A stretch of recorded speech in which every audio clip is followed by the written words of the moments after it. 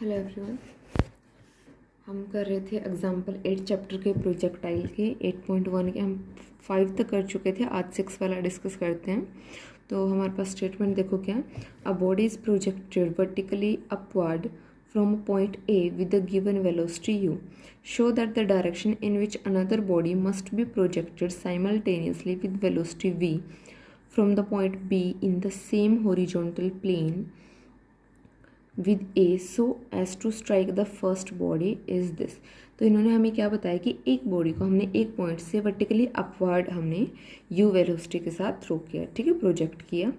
Second, हमने उसी horizontal plane से कहीं दूर से किसी दूसरी बॉडी को प्रोजेक्ट किया, लेकिन वो फर्स्ट बॉडी की डायरेक्शन में किया, ठीक है, कि जैसे आपको बना के दिखाया हुआ ये कि एक को तो यहाँ से वर्टिकली अपवर्ड भेजा है, दूसरी बॉडी को कहीं वहीं से फर्स्ट बॉडी की तरफ भेजा, ठीक है। आप इसको इधर बनाने के बजाय इधर से बना सकते हो राइट हैंड साइड में, कि यहाँ से कहीं ये बॉडी इस तरफ से आके यहाँ पे टच हो रही है। वो आपका अपना तरीका है कि आपको किस तरफ से बनानी है, लेकिन हम जस्ट बिकॉज ये पॉजिटिव डायरेक्शन में लेके चले हैं तो एक्स और वाई ऐसे बनाते हैं, तो उस वजह से इसको इस तरह से बनाया है।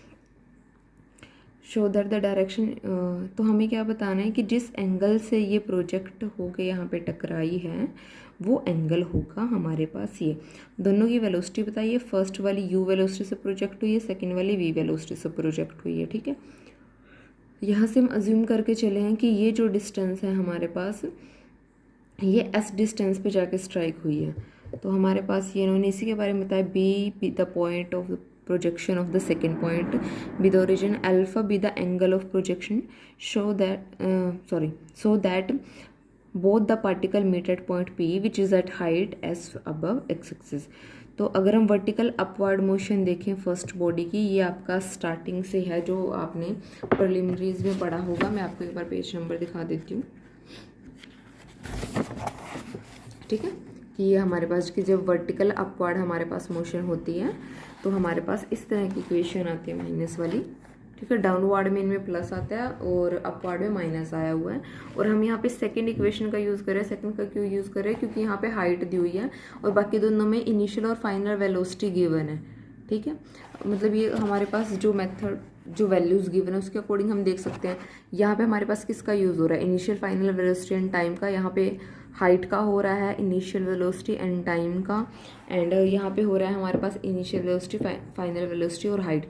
तो जो हमारे पास वैल्यूज़ गिवन है हम उसके अकॉर्डिंग देख लेते हैं। अब हमारे पास हाइट गिवन है तो हम हाइट वाली जिसमें इक्वेशन वैल्यू यूज़ हो रही है उस इक्वेशन का हम यहाँ पे यूज़ कर रहे हैं। तो हमने इस इक्वेशन को यूज़ किया, s equal to u t minus half G T square. तो सेकेंड बॉडी के लिए हमने इक्वेशन ऑफ पाथ, ये प्रोजेक्टाइल फॉर्म में है तो यहाँ पे हम क्या करेंगे? इक्वेशन ऑफ पाथ यूज़ करेंगे। तो हमने यहाँ पे इक्वेशन ऑफ पाथ यूज़ की है। यहाँ पे जो फॉर्मूला में शायद आपको इनिशियल वेलोसिटी यू दी होगी, लेकिन यहाँ पे इनिशियल वेलोसिटी वी है।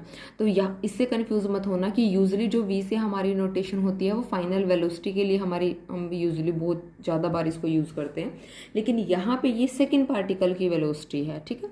तो जहाँ पे हम सेकेंड पार्टिकल के मोशन की बात कर रहे हैं, उसके पाथ की बात कर रहे हैं, तो हम वहाँ पे वेलोसिटी वी रख रहे हैं और हाइट एच ही है, एस ही है यहाँ पे, ठीक है।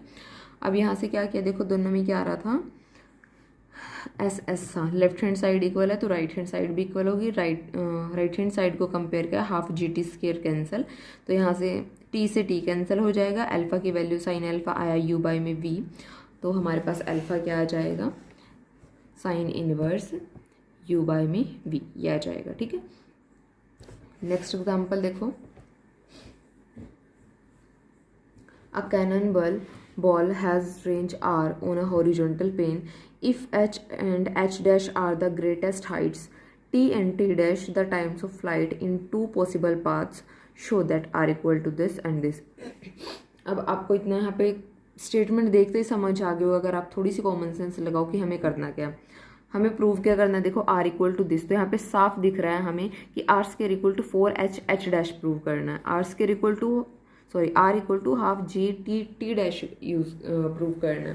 तो हम क्या लेके चलेंगे, हमारे पास दोनों की ग्रेटेस्ट हाइट लेके चलेंगे, रेंज लेके चलेंगे और टाइम ऑफ फ्लाइट लेके चलेंगे दोनों का, और इनका प्रोडक्ट करके आर स्क्वायर के इक्वल ले आएंगे, या फिर आर स्क्वायर करके देख लेंगे और इस प्रोडक्ट के इक्वल ले आएंगे। बस आंसर आ जाएगा वहाँ से, और हमें कुछ नहीं करना है इस क्वेश्चन में।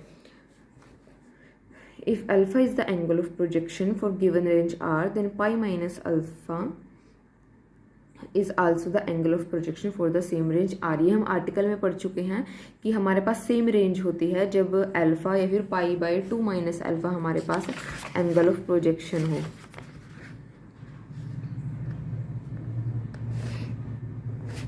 ये यहाँ पे इस आर्टिकल में प्रूव किया हुआ है, alpha and pi by 2 minus alpha gives the same range. ठीक है,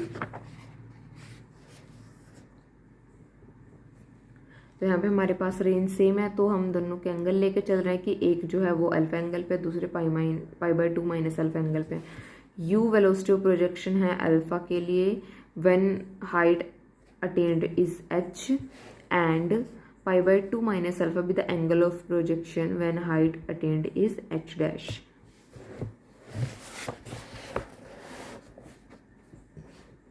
अब रेंज की वैल्यू लिखी, ग्रेटेस्ट हाइट की वैल्यू लिखी, एच डैश के लिए angle pi by 2 minus alpha था तो हमने पाई बाय 2 माइनस अल्फा लिखा। लेकिन अगर हम sine pi by 2 minus alpha कर रहे हैं तो वो किसके इक्वल होता है, कोस में जाता है। ठीक है, तो हमारे पास अब क्या किया, आर लिखा हुआ है, तो ये जो मैंने बताया था आपको स्टेटमेंट के टाइम पे, अब हम कर रहे हैं आर स्क्वायर। तो यहाँ से आप प्रोडक्ट करोगे तो इसको देखोगे कि ये किसके इक्वल आ रहा है, 16 यहाँ पे बन रहा है एच और यहाँ पे बन रहा है एच डैश। यहाँ पे वैल्यूज़ को अलग अलग कर लिया दोनों को। ठीक है, जिस टाइप से हमारे पास एच और एच डैश थी, तो ये बना हमारे पास 16 एच एच डैश, और ये किसके इक्वल आ जाएगा 4 under root h h dash. आप चाहो तो इधर से प्रोडक्ट करके बना सकते हो, कंपेयर करके, उसमें कोई दिक्कत नहीं है। जब हमें दो साइड से प्रूव ही करना है तो चाहे आप लेफ्ट हैंड साइड से प्रूव कर रहे हो, राइट हैंड साइड से प्रूव कर रहे हो, उसमें कोई प्रॉब्लम नहीं होती। ठीक है, नेक्स्ट है हमारे पास time of flight. Yes, time of flight की हम बात कर रहे हैं। तो टाइम ऑफ फ्लाइट अब देखो यहाँ पे एक बार लिखी टी के लिए, दूसरी है T dash pi by 2 minus alpha के लिए।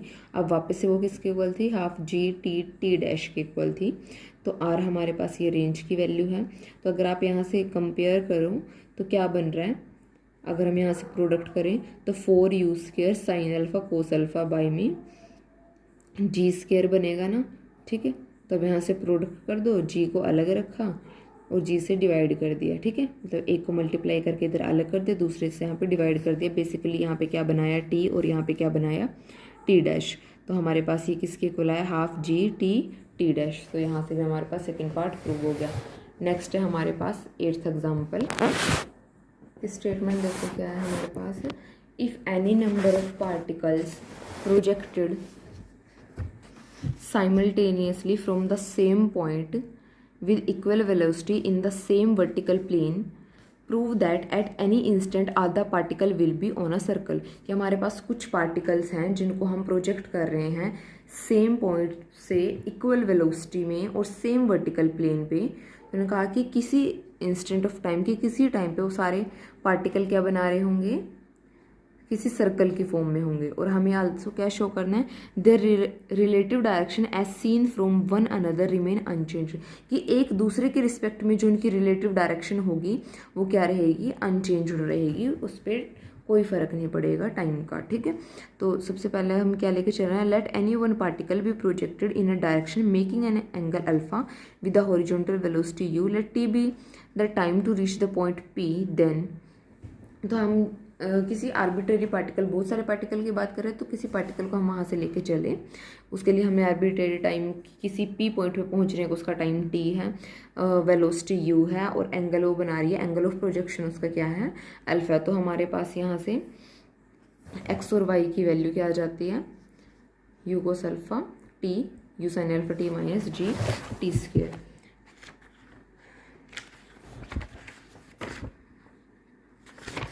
जो कि हमारे पास क्या थी, हॉरिजॉन्टल एंड वर्टिकल डिस्प्लेसमेंट थी। ठीक है, तो यहाँ से हमने क्या किया, G Y plus half G T square कर दिया और इस एंगल वाले पार्ट को उधर ही रखा। ठीक है, एक्स का एंगल वाला पार्ट पहले राइट हैंड साइड में था, वाई का भी एंगल वाला पार्ट रखा, बाकी पार्ट को एक साइड कर दिया। अब दोनों को स्क्वायर और ऐड किया, तो हमारे पास अगर ये इक्वेशन देखो तो आप किस फॉर्म में बन रही है, हमारे पास जो जनरल इक्वेशन होती है सर्कल की वो क्या होती है, x minus a square plus y minus b square equal to r square. तो उस जनरल इक्वेशन से अगर हम इसको कंपेयर करके देखें तो हमारे पास किसकी इक्वेशन बन रही है, सर्कल की इक्वेशन बन रही है, जिसका सेंटर क्या है, हमारे पास जो जनरल इक्वेशन है वो मैं लिख के दिखा रही हूँ, x minus a square plus y minus b square equal to r square. Square में जेड का कोफिशिएंट, जेड वाली टर्म भी ऐड हो जाती है। तो इसका सेंटर क्या होता है, ए बी। अब यहाँ से जरा सेंटर देखो कंपेयर करके, कुछ नहीं है तो zero, x minus zero square लिख सकते हो। यहाँ पे क्या आएगा, minus half of ji T square, और रेडियस क्या बनेगी, आर स्क्र है ना, तो आर क्या होगा, u t. The centre of the circle lies on y axis below the horizontal line, negative है ना, तो बिलो द हॉरिजॉन्टल लाइन जो है लाई करेगा, और जो रेडियस है वो इंक्रीज करेगी यूनिफॉर्मली विद द टाइम। ठीक है, रेडियस टाइम के साथ मूव करेगी, क्योंकि रेडियस जो है वो टाइम पे डिपेंड कर रही है। अब हम क्या कर रहे हैं, नेक्स्ट हमारा एक पार्ट यहाँ से प्रूव हो चुका है कि वो सर्कल की फॉर्म में चलेंगे। हम कोई आर्बिट्ररी पार्टिकल लेके चले थे और जो उसने पाथ बनाया वो सर्कल की फॉर्म में बनाया। Now consider another particle projected with initial velocity u in a direction making an angle beta with the horizontal, कि हम कोई दूसरा पार्टिकल लेके चले हैं। अब वेलोसिटी तो सेम थी, ठीक है, तो वेलोसिटी u लेके चले हैं, और एंगल हमने लिया, एंगल ऑफ प्रोजेक्शन यहाँ पे बीटा कंसीडर कर लिया, कि कोई टाइम t लग रहा है उसको किसी क्यू पॉइंट पहुँचने में, टाइम हम वही t लेके चले हैं। ठीक है, अब वहाँ पे पॉइंट कोई दूसरा ले लिया कि उसको क्यू पॉइंट तक पहुँचने में t टाइम लग रहा है। देन एक्स डैश क्या हो जाएगा, जो हमारे पास वर्टिकल और हॉरिजॉन्टल कंपोनेंट है डिस्प्लेसमेंट के, वो ये हो जाएंगे। अब हम स्लोप निकाल रहे हैं पी क्यू की, कि पी क्यू की स्लोप, यानी कि कोई भी पार्टिकल प्रोजेक्ट किया यहाँ से अल्फा एंगल के साथ, कोई यहाँ पी पे पहुँचा, फिर कोई दूसरा एंगल हमने बीटा से एंगल के साथ प्रोजेक्ट किया, वो कहीं क्यू पे पहुँचा। अब इस पी क्यू की स्लोप निकाल रहे हैं। ठीक है, ये पी पॉइंट पे, ये क्यू पॉइंट पे, तो इस पी क्यू की स्लोप निकाल रहे हैं। तो स्लोप के लिए हमारे पास क्या था, y2 minus y1 x2 minus x1। तो हमारे पास इन दोनों की वैल्यू है, वो वैल्यू रख दी। हाफ जी टी स्क्र कैंसिल हो जाएगा, टी कैंसिल हो जाएगा, आपके पास बचेगा क्या, sign beta minus sine alpha, cos beta minus cos alpha, which is independent of T. तो टाइम पे डिपेंड ही नहीं कर रही है जब इनकी स्लोप, जो दोनों पाथ के हमारे पास आर्बिट्ररी पॉइंट के अगर हम स्लोप देखें, तो अगर वो टाइम पे डिपेंड ही नहीं कर रही है, तो इसका मतलब वो टाइम के साथ चेंज ही नहीं होगी, उस पर टाइम का मतलब कि कोई इफेक्ट ही नहीं पड़ेगा, वो कांस्टेंट रहेगी थ्रू आउट। तो अगर वो कांस्टेंट रहेगी तो डायरेक्शन चेंज ही नहीं होगी। ठीक है, वो अनचेंज्ड रहेगी, और यही हमें क्या करना था, प्रूव। डायरेक्शन किसकी, एक दूसरे के रिस्पेक्ट में। ठीक है, चाहे वो जैसे मर्जी चल रहे हैं, चाहे वो इस तरह से आगे जाके टर्न हो जाए, लेकिन एक दूसरे के रिस्पेक्ट में डायरेक्शन चेंज नहीं होगी उनकी। ठीक है, उन्होंने ये कहा था कि उनकी रिलेटिव डायरेक्शन जो है वो एक दूसरे के रिस्पेक्ट में, जो उनके डिस्प्लेसमेंट है वो चेंज नहीं होनी चाहिए। तो एक दूसरे के रिस्पेक्ट में उनकी जो हमारे पास डायरेक्शन है वो चेंज नहीं होगी। 9th एग्जाम्पल देखो, if the focus of trajectory lies as much below the horizontal plane through the point of projection as the vertex is above it, prove that the angle of projection is this। तो हमारे पास जो हमें निकालना है वो निकालना है angle of projection, और हमें दो चीज़ें दी हुई हैं जिनका हम यूज़ करेंगे। क्या बताया, फोकस ऑफ ट्रेजेक्ट्री, यानी कि फोकस का यूज़ करना है, वो हॉरिजॉन्टल प्लेन से उतना ही बिलो लाई कर रही है जितना वर्टेक्स उसके अबव लाई कर रही है। ठीक है, तो हम क्या लेके चलेंगे, coordinate of focus, coordinate of vertex. ठीक है, ये फॉर्मूला पहले गिवन है, मैं बता चुकी हूँ, वहाँ से एक बार आप लोग चेक कर सकते हो। लेकिन यहाँ पे इन्होंने देखो जो सेकंड कोऑर्डिनेट था वहाँ पे नेगेटिव का यूज़ किया। क्यों यूज़ किया, क्योंकि कहा है कि जो फोकस है वो बिलो हॉरिजॉन्टल एक्सिस लाई कर रही है। तो हमारे पास अगर हम हॉरिजॉन्टल एक्सिस के बिलो जाएँ तो हमारे पास वहाँ पे वाई क्या होता है, नेगेटिव। तो ये सेकेंड वाले का जो कोफिशिएंट चलेगा वो नेगेटिव चलेगा। अब इन्होंने कहा है कि वैल्यू इक्वल है, कि जितना ये बिलो है उतना ही ये अबव है। ठीक है, तो अगर इन दोनों को कंपेयर करें तो ये दोनों वैल्यूज क्या रहेंगी, इक्वल रहेंगी।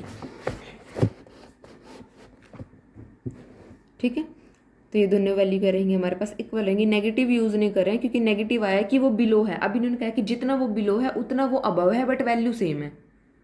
समझ में आ रही है ना बात, कि इस पॉइंट से जितनी ये चीज़ अबव है उतनी वो फोकस वाली बिलो है, सेम है।